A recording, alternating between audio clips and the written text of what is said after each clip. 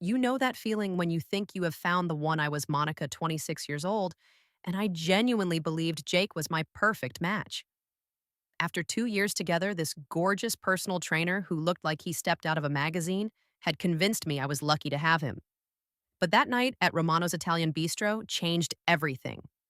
Before I tell you how 13 missed calls completely flipped my world upside down, let me know where you are watching from, and please hit that like button if you have ever trusted the wrong person. You are going to want to stick around for this one. 2 years earlier, I was working as a marketing coordinator at a small advertising firm in Denver, Colorado.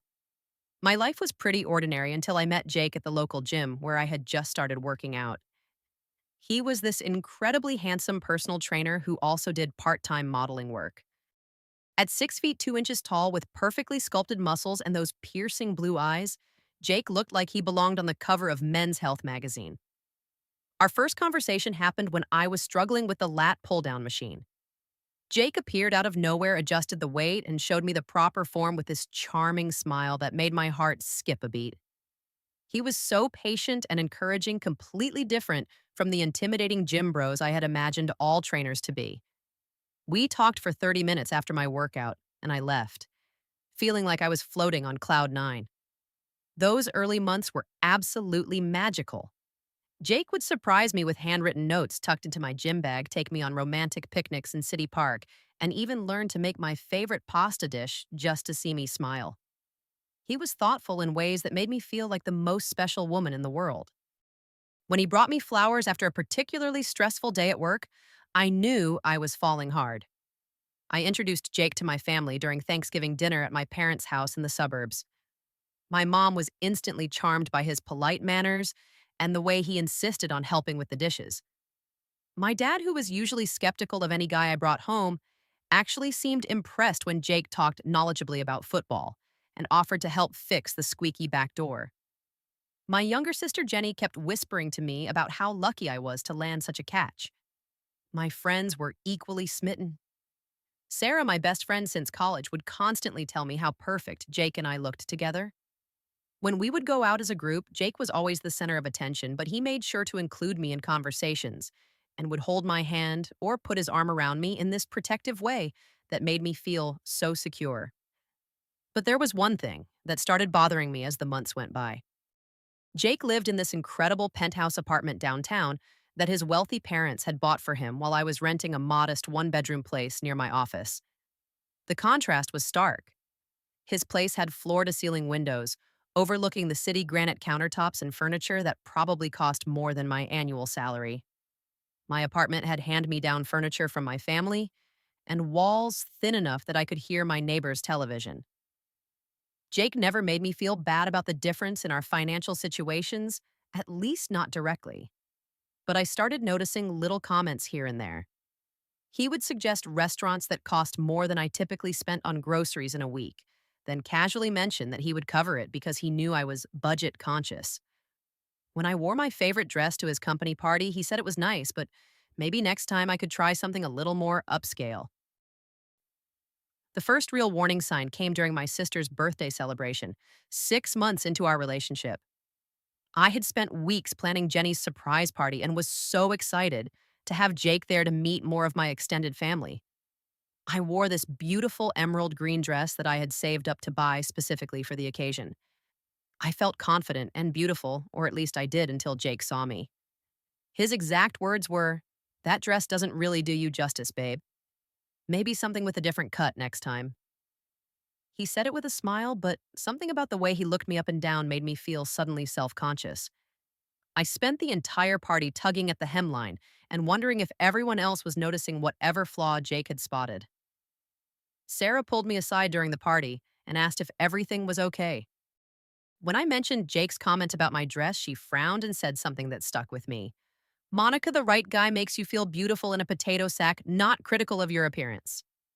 But I brushed off her concern, telling myself that Jake was just trying to help me look my best. Over the following months, these little critiques became more frequent. Jake would scroll through Instagram and show me photos of fitness models saying things like, "Now that's what I call motivation," or "You should try doing your makeup like this." He started suggesting changes to my hairstyle, my workout routine, even the way I dressed for work. Each suggestion chipped away at my confidence bit by bit. I found myself spending more money than I could afford on clothes I thought Jake would approve of. I changed my hair color from my natural brown to blonde because he mentioned once that he usually preferred blondes. I started wearing makeup every single day, even just to run errands, because Jake had commented that I looked tired without it. I was transforming myself into someone I barely recognized, all in the name of keeping this man who was supposed to love me for who I was. But nothing could have prepared me for what happened at Romano's that Friday night. That Friday started like any other day, except I had been looking forward to it for weeks. Jake had mentioned wanting me to meet his close friends Marcus and Tyler, who were also in the fitness industry. Marcus was a fitness influencer with over 200,000 followers, and Tyler did modeling work for major athletic brands. Jake talked about them constantly, and I was excited to finally be included in his inner circle. I spent my entire day off preparing for this dinner. I woke up early and went to the salon where I spent $150 getting my hair styled in these perfect beachy waves that the stylist assured me would photograph beautifully. Then I went for a manicure and pedicure, choosing a subtle nude polish that looked expensive and classy. I even stopped by the mall to buy a new black dress that cost me $200, which was definitely outside my normal budget, but I wanted to make the perfect first impression. Jake had mentioned that Romano's was Marcus's favorite restaurant, an upscale Italian place downtown, known for its romantic atmosphere and impressive wine list. I had called 3 days earlier to make the reservation for 4 people at 7:30, and when the hostess told me the average dinner cost per person was around $80 to $90, I quietly calculated in my head and decided I could make it work. This felt like an important milestone in our relationship. I arrived at Romano's 15 minutes early because I have always been punctual, a trait my mother instilled in me from childhood. The restaurant was even more elegant than I had expected, with dim lighting from crystal chandeliers, crisp white tablecloths, and fresh flowers on every table. I felt sophisticated, sitting there in my new dress, sipping the complimentary bread and checking my reflection in my compact mirror one last time. Jake walked in at exactly 7:30, with Marcus and Tyler flanking him like an entourage. All three of them were incredibly tall and muscular, dressed in expensive-looking button-down shirts and dark jeans that probably cost more than my monthly groceries. They looked like they belonged in a magazine shoot, not dinner, with an ordinary marketing coordinator from the suburbs. From the moment they sat down, I could sense something was off. Marcus barely acknowledged me when Jake introduced us, giving me a quick nod before immediately launching into a story about some photo shoot he had done earlier that week. Tyler was slightly more polite, shaking my hand and saying it was nice to meet me, but his attention quickly shifted back to his phone, where he was apparently responding to comments on his latest Instagram post. What struck me most was how Jake's entire personality seemed to change in front of his friends. The warm, attentive boyfriend I knew disappeared, replaced by someone cool and distant. When I tried to contribute to their conversation about their upcoming trip to Miami for a fitness expo, Jake barely glanced in my direction. It felt like I was sitting at the wrong table watching a conversation I was not invited to join. Marcus started talking about this girl he had been seeing, describing her as a perfect 10 who worked as a lingerie model. He pulled out his phone to show Tyler photos of her, and they both made appreciative sounds that made me uncomfortable. Then Tyler jumped in with stories about his recent dates rating women, based on their appearance and social media followings like they were products to be reviewed. The most painful part was when Jake joined in enthusiastically. He started describing a woman he had trained at the gym earlier that week, someone named Amanda, who apparently had the kind of body that stops traffic. He went into detail about her measurements and her fitness routine, speaking with an admiration in his voice that he had not used when talking about me in months. I sat there picking at my Caesar salad, trying to contribute to the conversation whenever there was an opening, but every attempt I made was either ignored or met with polite disinterest. When I mentioned an article I'd read about fitness trends, Marcus actually looked annoyed that I had interrupted their discussion about protein supplements. Tyler did not even look up from his phone. The waitress whose name tag said Emma seemed to notice my discomfort. She was extra attentive when refilling my water glass and gave me encouraging smiles whenever she passed our table. Her kindness was the only bright spot in what was becoming an increasingly uncomfortable evening. As the main courses arrived, the atmosphere became even more tense. Marcus made a comment about how he could never date someone who was not in the fitness industry because they just do not understand the lifestyle.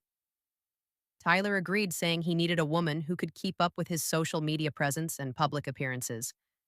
The implication was clear: I did not fit their standards for what an appropriate partner should be. And then Jake said something that made my blood run cold. The conversation had been flowing around me for the past 30 minutes like I was invisible. I had barely touched my chicken marsala because my stomach was twisted in knots from the tension at the table. Marcus was telling some story about a fitness competition where apparently all the female competitors were absolutely stunning, and Tyler was nodding along while posting another photo to his Instagram story. That is when Marcus turned to Jake with this smirk on his face and said, "Dude, seriously, how did you end up with this?" He gestured vaguely in my direction without even looking at me directly. My face immediately started burning with embarrassment, and I felt like everyone in the surrounding tables had suddenly stopped their conversations to listen. Tyler laughed and decided to pile on.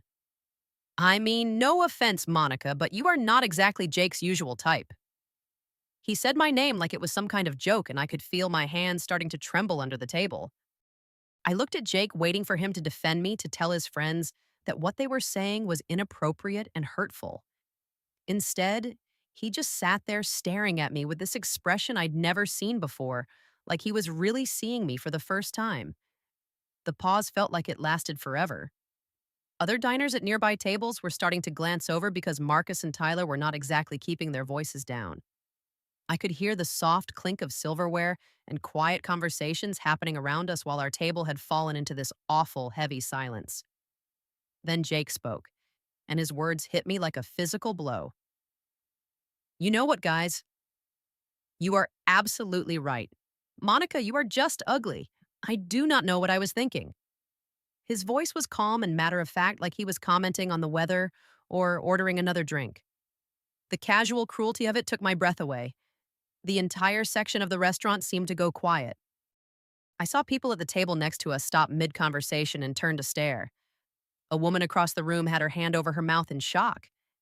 Even the busboy who was clearing a nearby table froze with a stack of plates in his hands. Jake was not finished. He stood up from his chair, threw his napkin down on the table, and continued his humiliation. "We are done. This whole thing was a mistake from the beginning. I should have listened to my friends months ago when they told me I was dating down."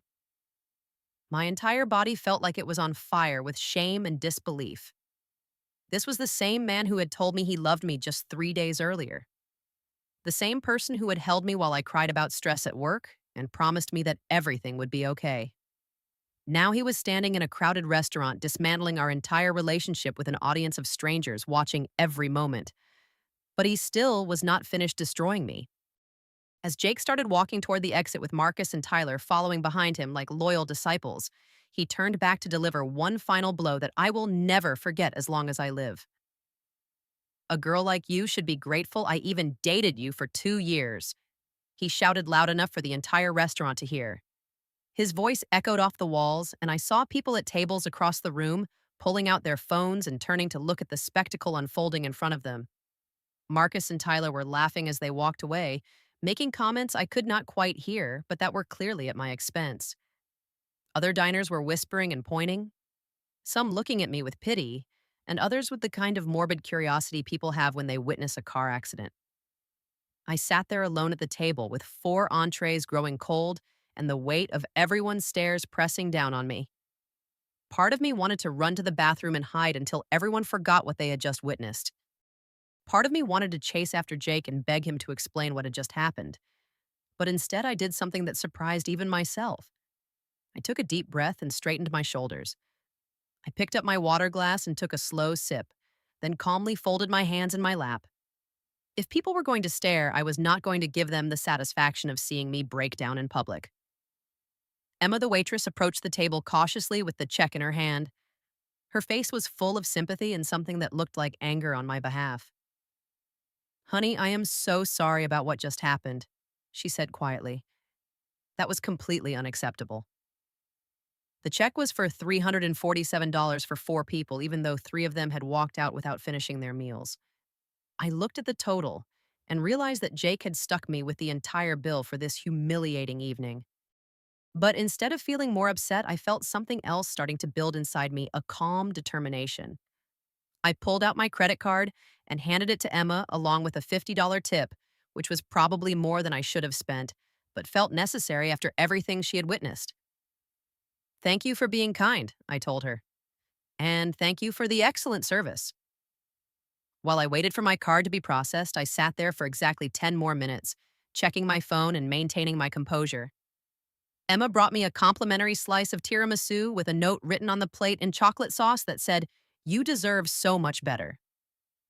Several people from other tables stopped by to check if I was okay and to tell me that what Jake had done was terrible. That is when my phone started buzzing with notification after notification. 13 missed calls from different numbers, and the messages just kept coming. The first call was from Sarah, my best friend, and her voicemail was frantic.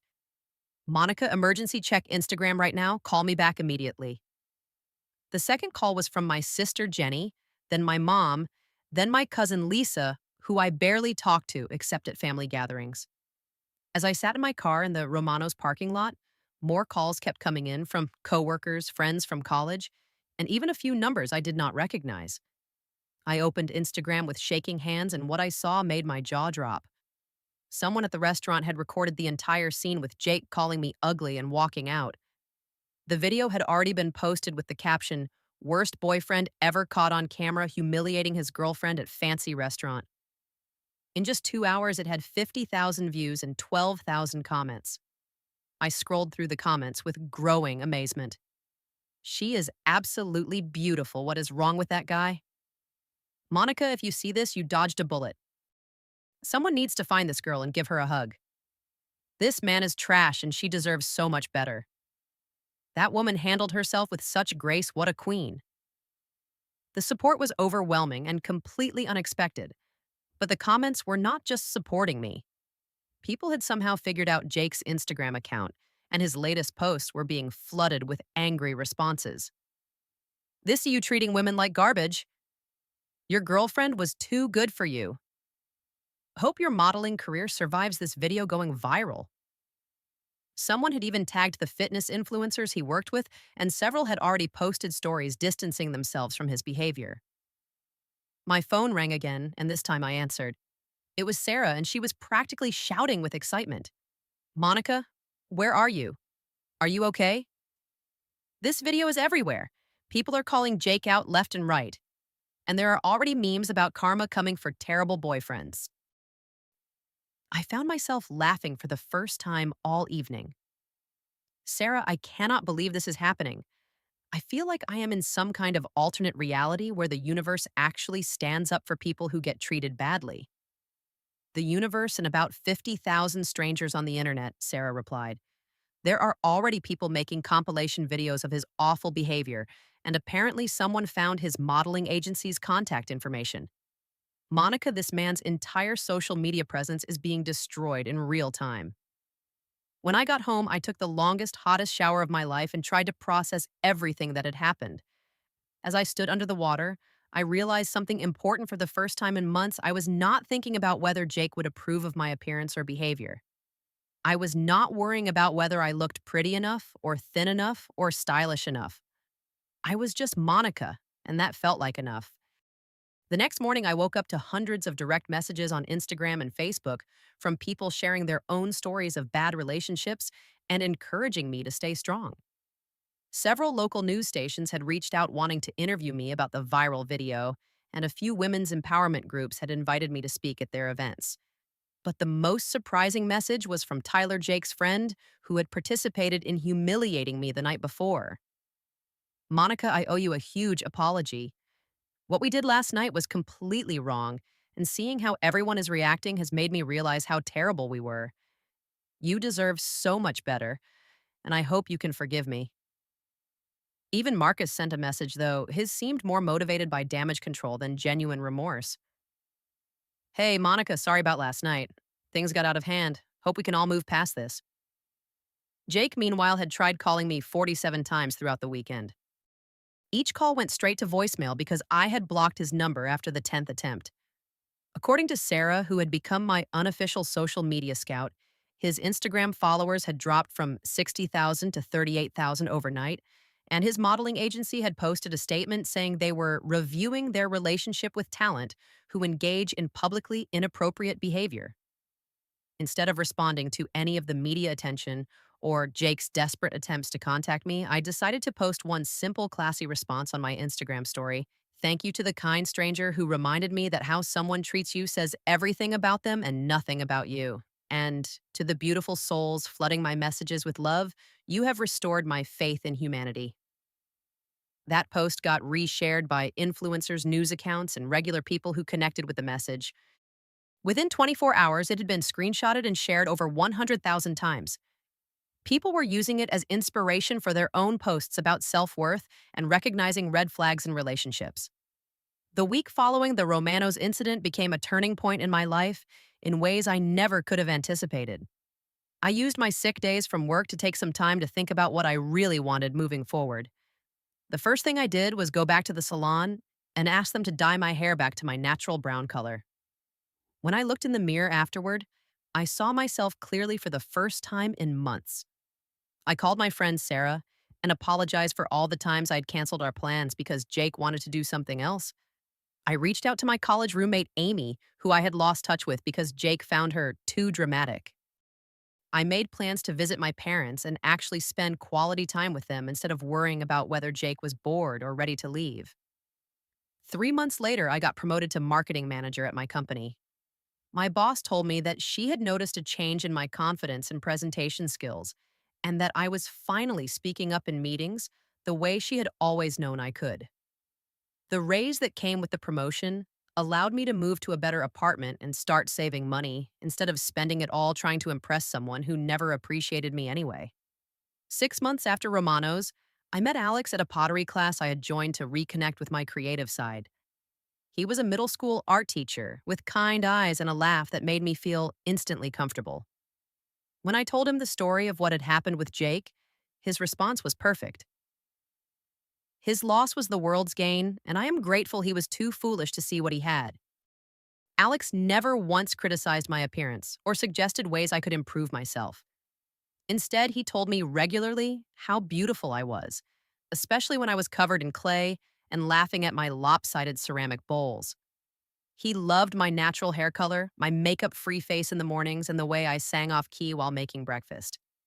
For the first time in years, I felt completely accepted for exactly who I was. That night at Romano's taught me that sometimes the worst moments in your life become your greatest teachers. Jake's cruelty forced me to examine how I had been treating myself and why I had accepted treatment that no one deserves. The viral video and outpouring of support showed me that there are good people in the world who will stand up against injustice even for a stranger. Most importantly, I learned that self-respect is not something you can negotiate or compromise on. When someone shows you who they really are through their actions, you have to believe them the first time and respond accordingly. My worth was never determined by Jake's opinion of me, and it never will be determined by anyone else's perception either. And those 13 missed calls. They were not just notifications about a viral video. They were the universe's way of showing me that I was never alone and that my worth was never determined by someone who could not see it. Now I want to hear from you. Have you ever been in a relationship where someone made you feel like you were not good enough? How did you find the strength to walk away and remember your own worth? Please share your thoughts in the comments below because your story might be exactly what someone else needs to hear today. If this story resonated with you, please hit the like button to help other people find it and subscribe to hear more stories about finding strength in difficult moments. Share this with someone who needs to be reminded of their worth today. Thank you so much for listening, and remember that you are valuable exactly as you are right now.